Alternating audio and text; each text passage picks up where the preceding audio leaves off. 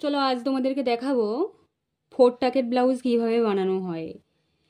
এটা দু ভাঁজ করেও করা যায়। এটা মাঝ পোর্শনটা, এই যে গলার মাঝ পোর্শনটা, তো এই ভাঁজ করেও করতে পারো। আমি ভাঁজ করে করছি না বোঝাবার জন্য।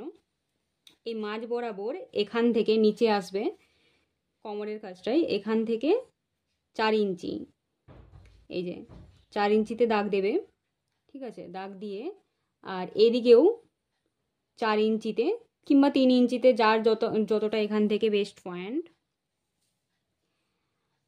তো এখান থেকে 4 ইঞ্চিতে দাগ দিয়ে এদিকে দাগ দেওয়ার জন্য 2 ইঞ্চি রেখে এইভাবে টেনে নেব। তারপরে এটা যেহেতু পেছনে হুক হবে 4 টাকের, তো এখানটা কাটছি না, তাই এইদিকে 3 ইঞ্চি, এদিকে 3 ইঞ্চি নিচ্ছি, আর ওপর থেকে 3.5 ইঞ্চি নিচ্ছি। এটাই তারপরে এইভাবে সেলাই হবে।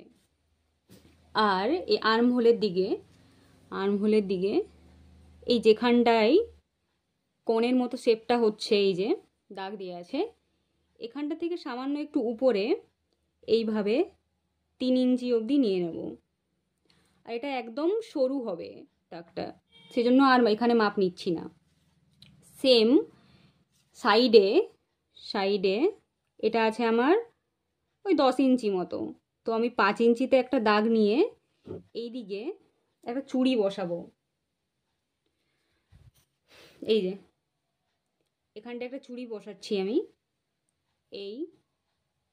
এইভাবে তিকোণভাবে, কেরাচিভাবে এইভাবে টেনে নেব, এইভাবে। তারপর এখানে ট্যাগ দিয়ে দেব, আর এখান থেকে বেস্ট পয়েন্টটা মেপে নেব,